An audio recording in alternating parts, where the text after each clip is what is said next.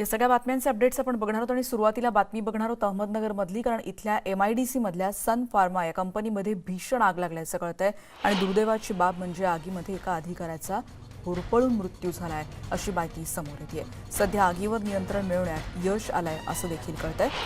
अहमदनगरमधल्या MIDC मधल्या सन pharma कंपनीतली ही घटना सध्या कळते आहे। एका अधिकाऱ्याचा तिथे होरपळून मृत्यू झालाय, पण ही आग कशामुळे लागली आणि या सगळ्याचा तपास आता केला जातोय। राहुरीहून देखील एक अग्निशमन दलाची गाडी, त्याचबरोबर MIDC मधल्या 2 आणि राहुरीहून 1 आणि त्याचबरोबर अशा एकूण 5 गाड्यांनी या आगीवर नियंत्रण मिळवण्यासाठी प्रयत्न केले। सन फार्मा लिमिटेड या कंपनीमधल्या सोलवॉर्ड प्लांटला ही अचानक आग लागल्याची माहिती कळतेय।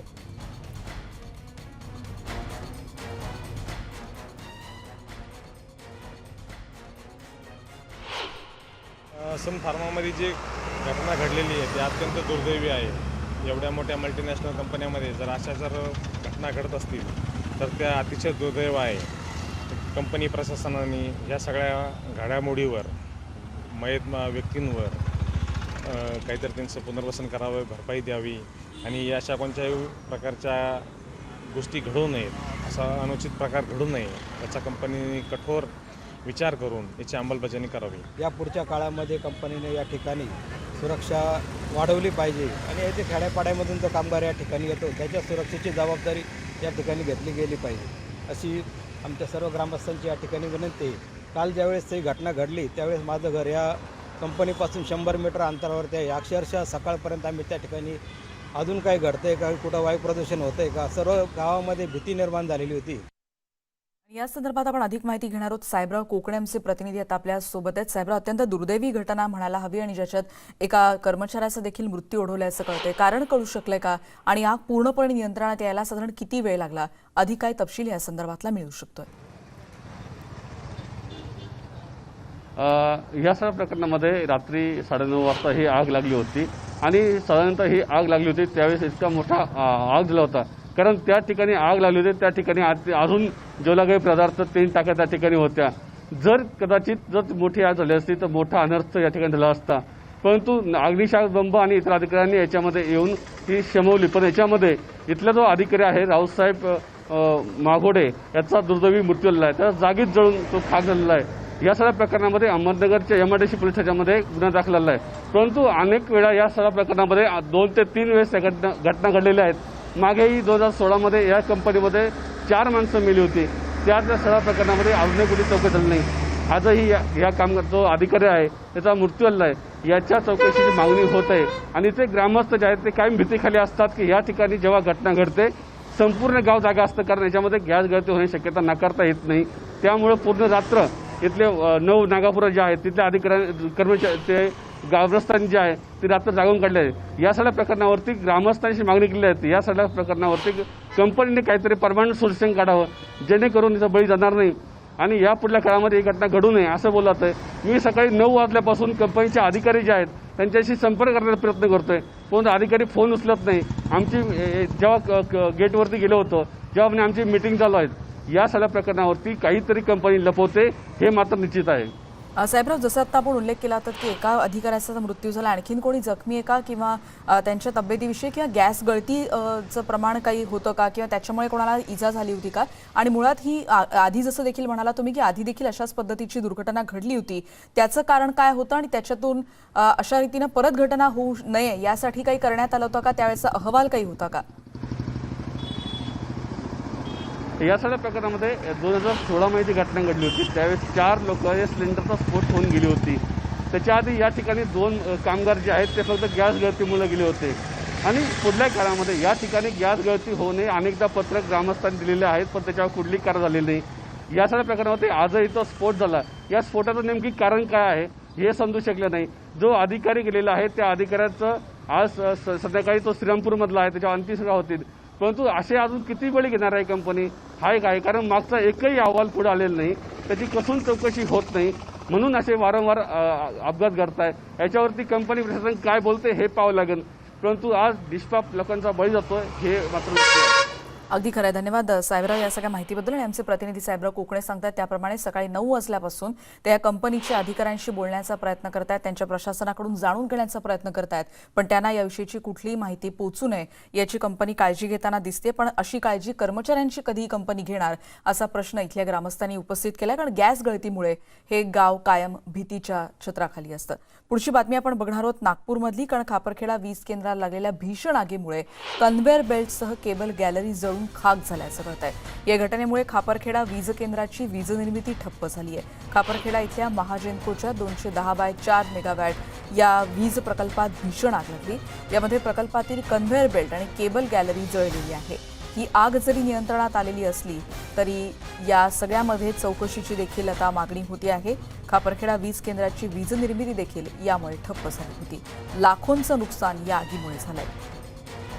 अधिक माहिती घेणार तुषार कोहळे आमचे प्रतिनिधी आता आपल्या सोबत आहे. तुषार, भीषण आग आहे आणि त्याच्यामुळे नुकसान देखील बरंच असणार आहे. याचं एकूणच हे जाणून घ्यायचं की या किती नुकसान झालेलं आहे आगीमुळे आणि याचे आणखीन परिणाम कितपत जाणवू शकतात. जर का आपण बघितलं तर खापरखेड्याला काल दुपारला 3 वाजताच्या सुमारामध्ये ही आग लागली आणि आग इतकी भीषण होती की खापरखेडा औष्णिक विद्युत केंद्र हे पूर्णपणे बंद करावं लागलं. जर का आपण बघितलं तर 210/4 मेगावॅटचं हे संपूर्ण औष्णिक विद्युत केंद्र आहे.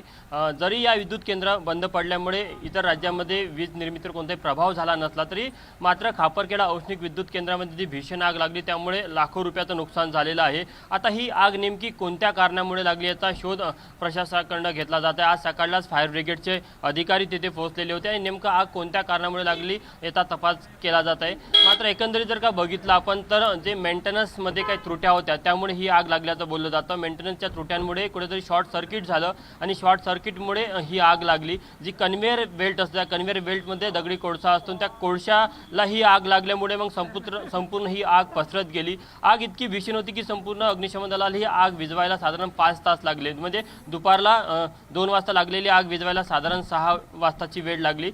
सध्या कोराडी औष्णिक विद्युत केंद्रातली जी वीज निर्मिती आहे ती प्रभावित झालेली आहे आणि संपूर्ण आगीचा तपास केला जात आहे. पण एक गोष्ट निश्चितच आहे की या संपूर्ण आगीचं नेमकं कारण काय याचा शोध घेऊन अधिकारी अहवाल घेणार आहे.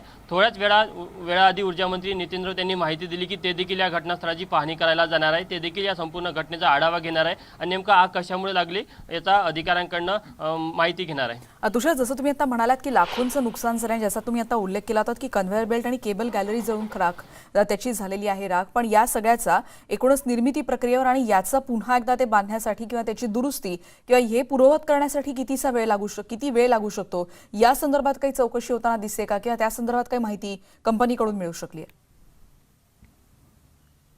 जर का आपण खापरखेडा औष्णिक विद्युत केंद्र बघितलं तर निश्चितच ते 210/4 मेगावॅटचं हे औष्णिक विद्युत केंद्र आहे. त्यामुळे ते संपूर्ण ते वीज निर्मिती ती प्रभावित झालेली आहे. सध्या अधिकाऱ्यांकडून जी माहिती दिली जात आहे की साधारण 2 ते 3 दिवस तरी हे संपूर्ण परिस्थिती नियंत्रणामध्ये किंवा पूर्वपदावर आणायला वेळ लागेल. पण अजूनही तिथे युद्ध पातळीवर काम सुरू आहे. ऊर्जा मंत्री थोड्या वेळात आधी नागपूरच्या त्यांच्या शासकीय निवासस्थानावरनं ते खापरखेड्याला गेलेले आहे.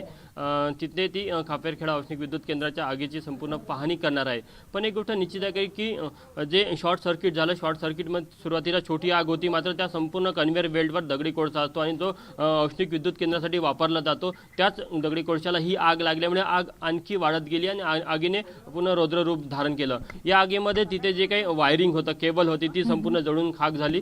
कारण की वीज निर्मिती केंद्रामधले जे इतरही उपकरण होते ते देखील या आगीमुळे ते देखील डॅमेज झाले. त्यामुळे एकंदरीतच खापरखेडा औष्णिक विद्युत केंद्रातली जी आग आहे ती सध्या जरी विझली असली तरी या आगीमुळे मोठं नुकसान झालं आणि खापरखेडा औष्णिक विद्युत केंद्रातली वीज निर्मिती देखील प्रभावित झालेली आहे. आता ऊर्जा मंत्री असो किंवा तिथले अधिकारी असो या संपूर्ण घटनेच्या त्यांनी चौकशीची अहवाल मागितलेला आहे. नेमका आग कोणत्या कारणामुळे लागली याचा तपास केला जाणार आहे. धन्यवाद तुषार या सगळ्या सविस्तर माहितीबद्दल. आपण बघतोय खापरखेडा वीज केंद्राला ही भीषण आग लागली होती आणि ज्यात कन्व्हेअर बेल्टसह केबल गॅलरी जळून खाक झालेली होती. ही कालची दृश्य आपण बघतोय. तब्बल 5 तास ही आग विझवण्यासाठी लागली अशी माहिती आमचे प्रतिनिधी प्रतिनिधी देत आहेत. आणि यानंतर पुढची बातमी आपण बघणार आहोत मुंबईतली, कारण भाजप आमदार आशिष शेलार यांना अखेर मरीन ड्राईव्ह पोलिसांकडून जामीन मंजूर करण्यात आला. महापौर किशोरी पेडणेकर यांनी आशिष शेलार यांच्या विरोधात मरीन लाईन्स पोलीस ठाण्यात ही काल रात्री तक्रार दाखल केली होती. भाजपचे कार्यकर्ते आज सकाळपासूनच मोठ्या प्रमाणात इथे जमले होते आणि प्रचंड आक्रमकही झाले होते.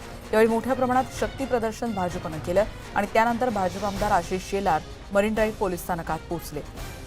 यावेळी विधान परिषदेचे विरोधी पक्षनेते प्रवीण दरेकर, त्याचबरोबर अतुल भातखळकर यांच्यासह अनेक भाजप नेते उपस्थित होते. शक्ती प्रदर्शनाच्या वेळी भाजपकडून राज्य सरकारवर जोरदार टीकाही करण्यात आली.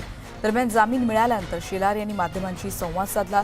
मी माझी भूमिका याआधी देखील स्पष्ट केली होती आणि मी कुठल्याही व्यक्तीला उद्देशून वाक्य उच्चारलेलं नाही आणि माझ्यावर खोटी केस दाखल करून सत्तेचा दुरुपयोग केला असा आरोप देखील शेलार यांनी केला.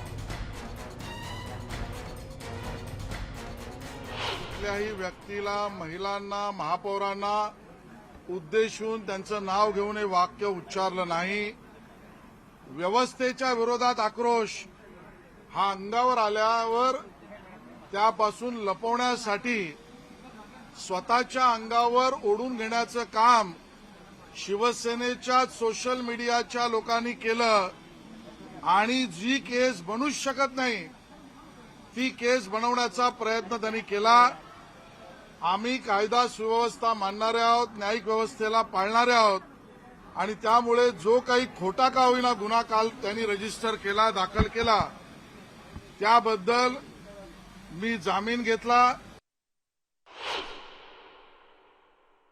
भारतीय जनता पक्षाचा कुठलाही नेता आणि विशेषतः आशिष शेलार हे कोणत्याही महिलेबद्दल अभद्र किंवा चुकीचा शब्द वापरू शकत नाहीत.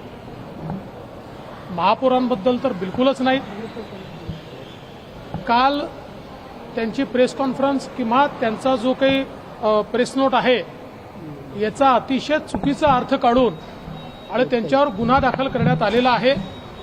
कदाचित आशिष शेलार हे शिवसेनेच्या विरुद्ध आक्रमकतेनं बोलतात म्हणून त्यांना शांत करण्याकरता अशा प्रकारचा गुन्हा दाखल करण्यात आला का, हा देखील एक प्रश्न आहे. मात्र मी हे खात्रीने सांगू शकतो, महापौरांबद्दल किंवा कुठल्याही महिलेबद्दल आम्हाला प्रचंड आदर आहे. त्यामुळे आशिष शेलार किंवा भाजप कोणीही त्यांच्याबद्दल वाईट किंवा चुकीचे शब्द वापरू शकत नाही. महाभकास आघाडी सरकारने सत्तेचा गैरवापर करण्याची जी अनेक उदाहरणं गेल्या 2 वर्षातली आहेत, त्यातलंच आज हे पुढचं उदाहरण आहे की त्यांनी न केलेल्या विधानाबद्दल आशिष शेलारांवर FIR दाखल केलेला आहे. पण आम्ही कायद्याचे सन्मान करणारे लोक, आमचा दामन हा साफ आहे आणि त्याच्यामुळे आपणहून ते पोलीस स्टेशनला हजर झालेत. करा कारवाई तुम्हाला करायची असेल तर. कारण या दमनचक्राला घाबरणारी लोक म्हणजे भारतीय जनता पार्टीची नव्हेत आणि त्याच्यामुळे हा लढा कायदेशीर मार्गाने तो लढूच आणि जनतेत जाऊन लढू. आणि मी या राज्याच्या मुख्यमंत्र्यांना आणि गृहमंत्र्यांना एवढंच सांगेन, न केलेल्या विधानावरनं तुम्ही FIR दाखल करताय, पण पूजा चव्हाणच्या संदर्भातला FIR अजून दाखल केलेले नाहीयेत. आज 1 वर्ष झालं. मेहबूब शेखवर बलात्काराची आरोप झाल्यानंतर तुम्ही FIR दाखल केला नाहीयेत. ही महाराष्ट्राची जनता विसरली असेल अशा कल्पनेत तुम्ही असाल तर ते 100% चूक आहे. या गैरसमजात तुम्ही राहू नका. जनता तुम्हाला याचं उत्तर सडेतोड देईल, एवढंच मी या निमित्ताने सांगतो. भाजप नेत्यांच्या प्रतिक्रिया आपण बघितल्या आणि पुढची बातमी आपण बघणार आहोत. महाराष्ट्रात महाविकास आघाडी सरकार स्थापन झालं, त्याचे मुख्यमंत्री उद्धव ठाकरे आहेत आणि 2024 मध्ये होणारी निवडणूकही महाविकास आघाडी एकत्रित सामोरं जाणार आहे आणि त्यावेळेसही महाविकास आघाडीचं सरकार येईल आणि शरद पवार यांच्या मनातील मुख्यमंत्री उद्धव ठाकरेच आहेत. खाजगीतली गोष्ट सांगतो असं म्हणत जितेंद्र आव्हाड यांनी शरद पवार यांच्या मनातली गोष्ट नवी मुंबईत बोलून दाखवली आहे. यावेळी बोलताना शरद पवार यांचा मुख्यमंत्र्यांवर कोणताही निर्णय घेण्यासाठी दबाव नाही असं देखील आव्हाड यांनी स्पष्ट केलं. ज्या पद्धतीने पवार साहेबांनी जे तसं बघायला गेलं तर काय शिवसेना आणि राष्ट्रवादीमध्ये फार अंतर नाही, 56-54 अंतर. आणि पवार साहेबांनी पुण्यामध्ये आपल्या मित्रांसमोर परवा बोलताना सांगितलं, हे मी खासगीत सांगतोय, की 2024ला सुद्धा हेच सरकार येईल आणि उद्धवला परत मुख्यमंत्री. आणि आता बातमी आहे ओबीसींच्या मुद्द्यासंदर्भातली, कारण ओबीसींच्या राजकीय आरक्षणासाठी राज्य सरकारनं पुन्हा सुप्रीम कोर्टाचे दरवाजे ठोठावले आहेत. यावेळी छगन भुजबळ यांनी माध्यमांशी संवाद साधला. त्यांनी काय म्हटलंय आपण बघूयात. इतर राज्यांना जो न्याय सुप्रीम कोर्टानं दिला तो न्याय महाराष्ट्राला दिला जावा ही मागणी छगन भुजबळ यांनी केली आहे. तर केंद्र सरकारनं एम्पिरिकल डेटा सरकारला द्यावा, अन्यथा निवडणूक पूर्णपणे घ्या किंवा थांबवा अशी मागणी देखील छगन भुजबळ यांनी केली.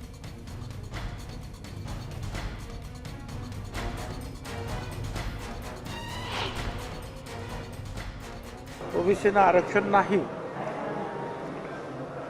तर म्हटलं यूपी आहे, MP आहे, मध्य प्रदेश, उत्तर प्रदेश, राजस्थान, गुजरात अनेक ठिकाणी इतर राज्यांमध्ये ह्या निवडणुका झाल्या किंवा होऊ घातलेल्या आहेत आणि त्यामध्ये हा ट्रिपल टेस्टचा कुठेही प्रश्न काही उद्भवलेला नाही.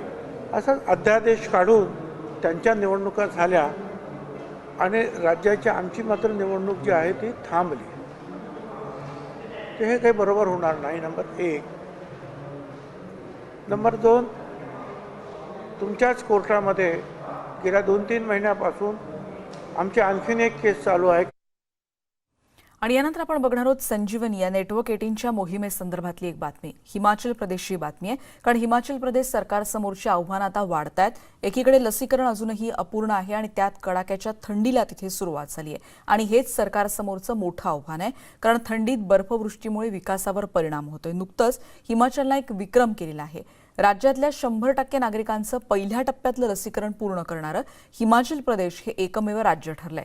लसीकरण नेटवर्क 18 आणि या संदर्भातली फेडरल बँकेची संयुक्त मोहीम असलेल्या संजीवनी शॉर्ट ऑफ लाईफनं इथल्या आरोग्य अधिकाऱ्यांशी या संदर्भात संवाद साधला आणि लसीकरणासाठी आणखीन प्रयत्न कसे सुरू आहेत या संदर्भातला हा आढावा बघूयात.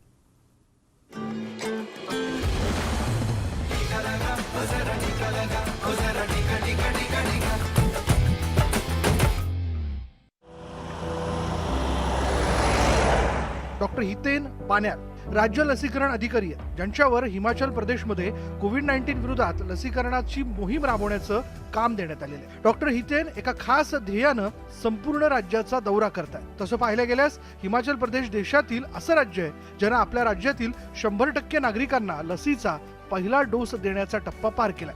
या कामी सरकारकडून कोणत्याही प्रकारची चालढकल न करता जास्तीत जास्त नागरिकांना दुसरा डोस घेण्यासाठी जागृत केलं जात आहे. We are planning to cover the rest of the 40% within the next month. And you are racing against time because winter is approaching. Yes. Himachal प्रदेशात एकदा का हिवाळा सुरू झाला की संपूर्ण 100% नागरिकांचं लसीकरण करणं खडतर होईल. त्यामुळेच या सर्वांचं लक्ष आहे की मूळ अडथळे हे सर्वात आधी पार पाडले जावेत. सर यूजुअली लोगों को ये डर है कि हम बीपी के पेशेंट हैं, शुगर के पेशेंट हैं, हम डेली मेडिसिन लेते हैं, पता नहीं हमारे लिए ये सेफ है कि नहीं है, डेट एक्सपायर तो नहीं, वैक्सीन फ्रीज तो नहीं. इथे या गोष्टीवर देखील भर दिला जातो की कोविडची ही लस परिणामकारक असावी, सोबतच लस ह्या वाया जाऊ देऊ नये. The condition, as you know, that it's very cold out here.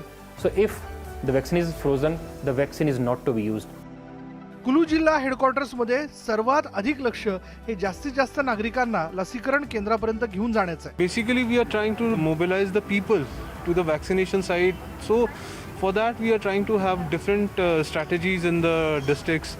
Like currently, if you talk about, I'm here in Kullu. So they have their own strategy initiative, like they have this people from Skill India who are calling up the due beneficiaries who are already overdue as per the CoWIN portal. आपको जानकारी कैसे milli कि आज आपका दूसरा dose है? Sir मुझे यहाँ हॉस्पिटल से कॉल आया था ना कि आपके 84 डेज पूरे हो गए तो आप आके वैक्सीन लगा दें. आनंदाची बाब ही आहे की हिमाचल प्रदेश हे देशातील पहिलं राज्य असेल की जे संपूर्ण 100% नागरिकांचं लसीकरण करणार आहे आणि त्याच दिशेनं त्यांची वाटचाल सुरू आहे.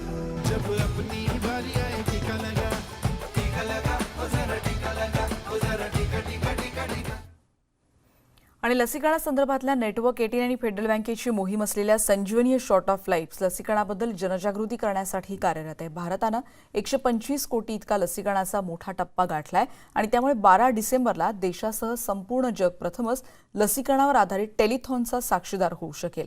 आमच्या या मोहिमेबद्दल आणि टेलिथॉनबद्दल सेलिब्रिटींना काय वाटतं तेही ऐकूयात.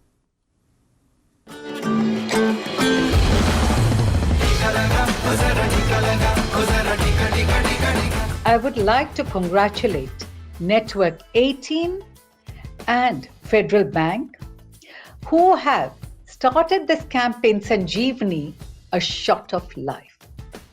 And what is it about? It has been making a great difference. They have been going to the remote corners of our country, to every village, asking people to get their doubts cleared, clearing their doubts, and in fact, motivating them to get their COVID vaccination taken. And it has yielded great benefit and result.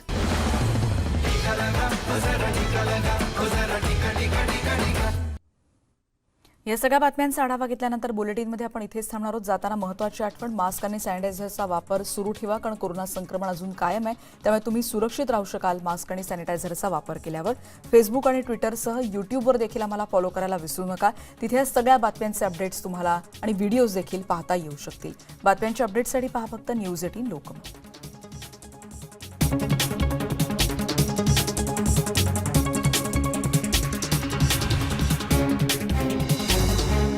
यांचा हेलिकॉप्टरच्या